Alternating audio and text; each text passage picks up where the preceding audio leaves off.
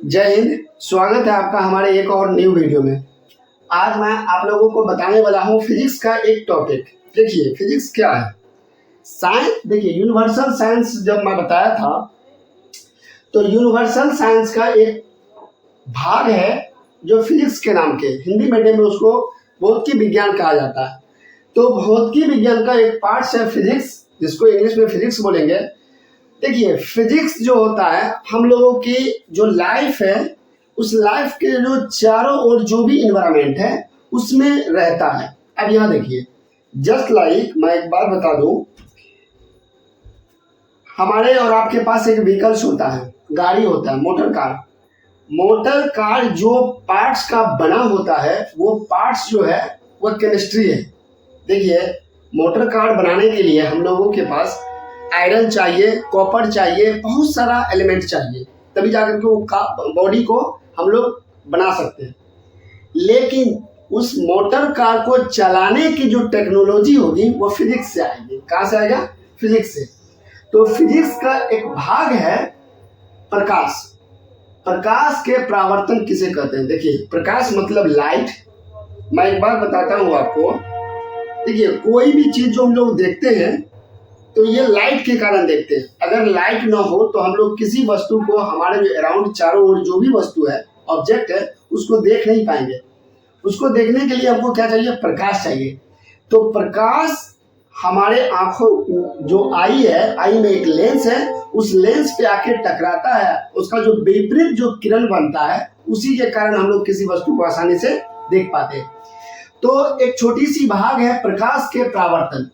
तो आपसे अगर कोई पूछे या एग्जाम में आ जाए कि प्रकाश के परावर्तन क्या होता है, तो कहीं आप आंसर इस तरह से दे सकते हो, जब प्रकाश की किरण, किरण मतलब जो आ रही है, जब प्रकाश की किरण किसी दर्पण पे, अब देखिए दर्पण क्या होता है, लेंस मतलब लेंस जो है चार प्रकार का होता है। समतल दर्पण, गोलीय दर्पण, अवतल दर्पण, उत्तल दर्पण। ठीक है।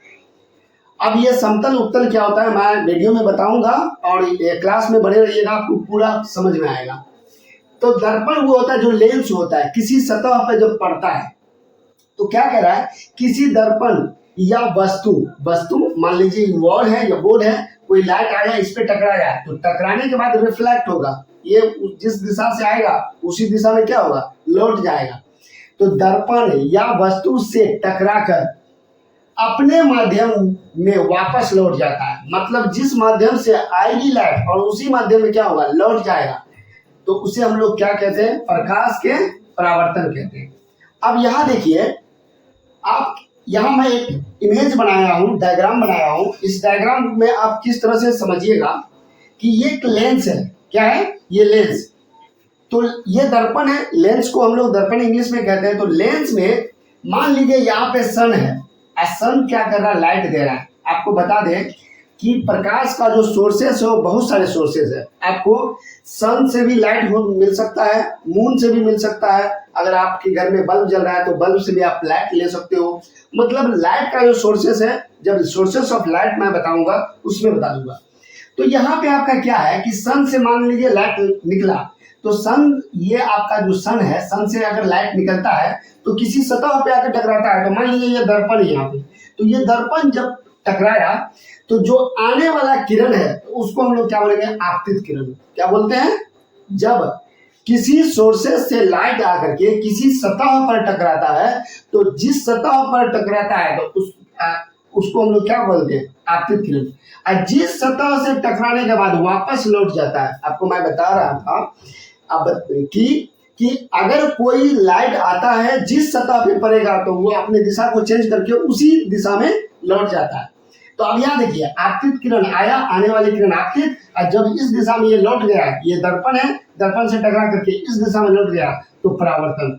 तो आपतित किरण, अपरावर्तित किरण, आई होप आप समझ गए होंगे। लेकिन जहां पे आपतित किरण, अपरावर्तित किरण जिस पॉइंट पे, जिस बिंदु पे आके मिलता है, तो वहां से जो रे निकलता है, लाइन निकलता है, तो उसको हम लोग अभिलंब कहते हैं। क्या कहते हैं? अभिलंब। जब भी कोई किरण किसी दर्पण पे आके जब टकराएगा और वहां से अभिलंब निकलेगा, तो वहां पे दो प्रकार का एंगल बनेगा। और वो दो प्रकार का एंगल क्या होता है? एक को साइन आई कहते हैं और दूसरा को साइन आर कहते हैं।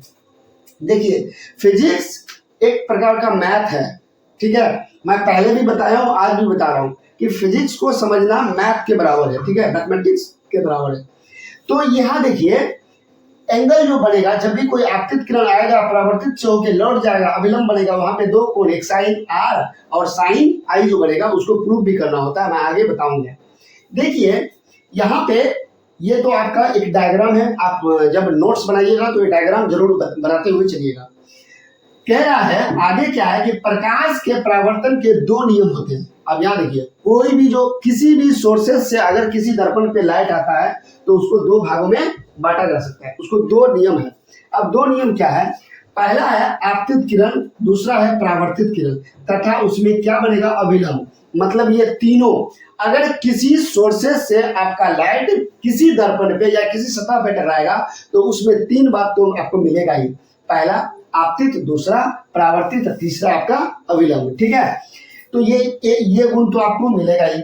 नेक्स्ट आपका देखिए दूसरा आपका क्या है, कहता आपतन कोण को आने वाला, अगर किसी सतह पे टकराएगा और जब आने वाला साइड में कोण बनेगा तो उसको आपतन कोण कहते हैं, और जब परावर्तन के साइड में बनेगा तो उसको परावर्तन कोण कहते हैं। तो आपतन कोण को साइन आई कहा जाता है, परावर्तन कोण को साइन आर कहा जाता है। ओके, अब यहाँ देखिए तो ये साइन आई और साइन आर जो होता है ये दोनों एक दूसरे के क्या होता है, बराबर होता है। तो यहाँ देखिए मैं यहाँ पे एक बॉक्स में लिखा हूँ साइन आई का वैल्यू जो होगा साइन आर के इक्वल होगा, ठीक है। तो इसको जब मैं न्यूमेरिकल बताऊंगा तो इसको प्रूव करके आपको दिखा दूंगा।